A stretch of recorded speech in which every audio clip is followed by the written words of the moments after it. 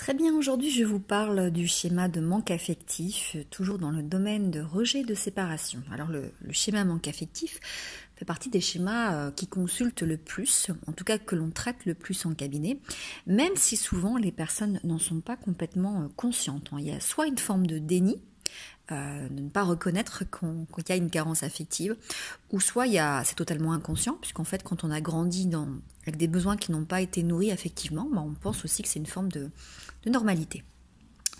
Alors, les patients ayant ce schéma viennent souvent en thérapie parce qu'ils se sentent seuls, amers, déprimés, mais souvent sans savoir pourquoi. Ou bien ils ont des espèces de symptômes vagues, un peu précis, qui vont s'avérer liés au schéma de manque affectif en fait.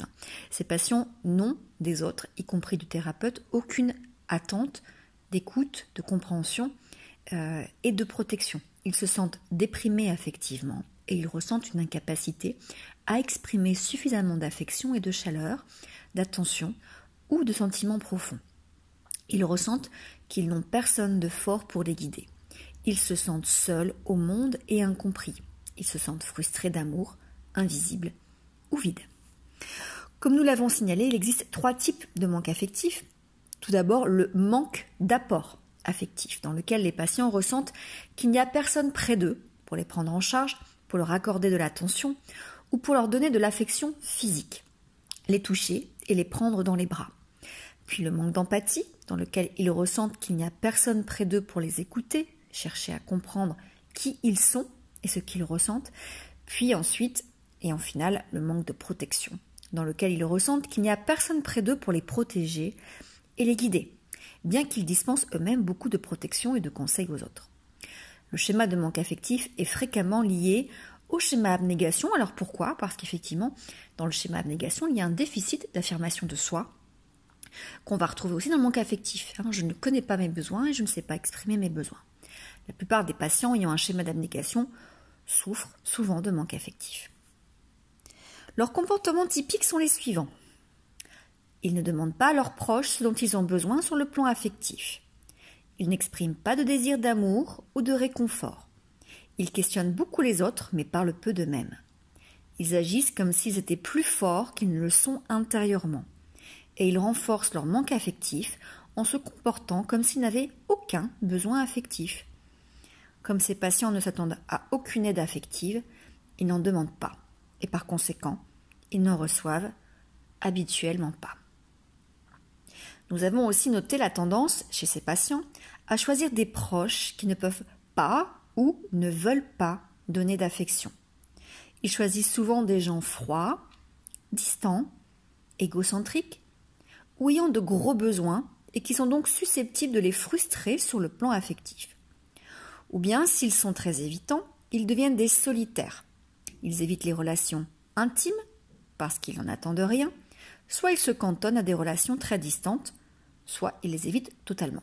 Donc s'ils reproduisent leur schéma, ils attirent à eux des personnes froides et distantes. S'ils tentent d'éviter leur schéma, ils seront bien évidemment distants et ils vont éviter les relations. Par contre, s'ils compensent leur schéma de manque affectif, ils auront tendance à être exigeants à l'extrême et se mettre en colère lorsque leurs besoins ne sont pas satisfaits. Dans ce cas, ces patients sont parfois narcissiques. On peut retrouver effectivement un trouble de la personnalité narcissique en compensation d'un schéma de manque affectif. Et dans ce cas-là, je vais prendre, plutôt que de demander ou plutôt que d'être dans l'attente, je vais tout simplement prendre et exiger ce dont j'ai besoin. Lorsqu'ils étaient enfants, en tout cas, ces enfants ont connu à la fois le manque affectif et le manque de limites, donc qui est un autre schéma. Ils ont donc développé le sentiment profond que leur droit à obtenir satisfaction de leurs besoins était sans limite. Ils ont la croyance qu'ils doivent être intransigeants dans leurs exigences. Ils veulent obtenir quelque chose tout de suite. Pour une minorité de ces patients ayant un schéma de manque affectif, le manque de limites dans leur enfance s'est exercé d'une façon différente. On les a gâtés sur le plan matériel, on n'a jamais exigé d'eux qu'ils suivent les règles normales de comportement, ou bien on les a idolâtrés à cause d'un talent ou d'un don. Mais on ne leur a jamais donné d'amour authentique, ou parfois il y avait un amour conditionnel. Des comparaisons aussi, potentiellement avec des autres enfants. Chez un faible pourcentage des patients ayant ce schéma, on observe la tendance à un excès de besoins. Ces patients expriment intensément tellement de besoins qu'ils apparaissent comme désespérés ou collants, même histrioniques. Je rappelle que l'histrionique, c'est un trouble de la personnalité. Ils ont beaucoup de plaintes physiques, de symptômes psychosomatiques dans le but secondaire d'obtenir l'attention des autres pour qu'on s'occupe d'eux. Ce rôle est cependant presque toujours non conscient et moi je connais bien ce rôle parce que dans ma famille j'ai quelqu'un qui est spécialiste de ce petit jeu. Alors le but du traitement, un des principaux buts du traitement est d'aider les patients à acquérir la conscience de leurs besoins affectifs. Il leur est si naturel d'avoir des besoins affectifs insatisfaits qu'ils ne sont même pas conscients de ce qu'il ne va pas. Donc l'autre but est aussi de les aider à accepter que leurs besoins affectifs sont normaux. Donc c'est normal d'avoir des besoins, c'est normal de demander. Ne pas attendre que l'autre le devine ou ne pas prendre et exiger. Tous les enfants ont besoin de chaleur affective, d'empathie, de protection. Et en tant qu'adultes, nous avons aussi besoin de tout ça. Si les patients apprennent à choisir les gens appropriés, puis à formuler leurs besoins de façon adaptée, alors les autres leur donneront de l'affection. Les autres ne sont pas en eux-mêmes frustrants. Ce sont les comportements que ces patients ont appris qui les conduisent à choisir des proches incapables de donner ou qui découragent ceux qui savent donner de satisfaire leurs besoins. Alors les problématiques spécifiques que l'on peut rencontrer, souvent le problème c'est que ces patients n'ont pas conscience de ce schéma de manque affectif, soit par déni, soit parce qu'ils ont été habitués à ça tout petit, donc pour eux il y a une forme de normalité. Donc comme ils n'ont jamais pu satisfaire leurs besoins affectifs, ces patients ne réalisent même pas que de tels besoins puissent exister. Il est donc important d'aider ces patients à établir un lien entre leur dépression, leur solitude et leurs symptômes physiques, d'une part, et puis l'absence donc d'attention chaleureuse, d'empathie et de protection. Il est d'ailleurs souvent utile de lire le chapitre de « Je réinvente ma vie ». Je vous avais déjà, je pense, présenté ce livre dans un de vidéos sur ma page YouTube. Les patients ayant ce schéma dénient souvent le bien fondé de leurs besoins affectifs. Ils dénient l'importance ou la valeur de leurs besoins, ou bien ils pensent que les personnes fortes n'ont pas de besoins.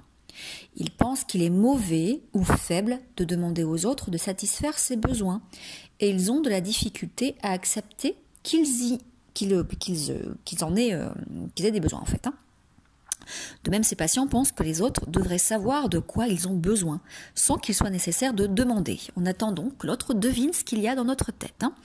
Toutes ces croyances œuvrent contre la capacité du patient à demander aux autres la satisfaction de ses besoins personnels. Mais effectivement, tant que le patient attend, il n'apprend pas à demander. Ces patients apprennent qu'il est humain d'avoir des besoins et qu'il est normal de demander aux autres de les satisfaire. C'est dans la nature humaine d'être vulnérable sur le plan émotionnel. Notre objectif dans la vie est d'établir un équilibre entre la force et la vulnérabilité. Si bien qu'à certains moments, nous sommes forts et à d'autres vulnérables.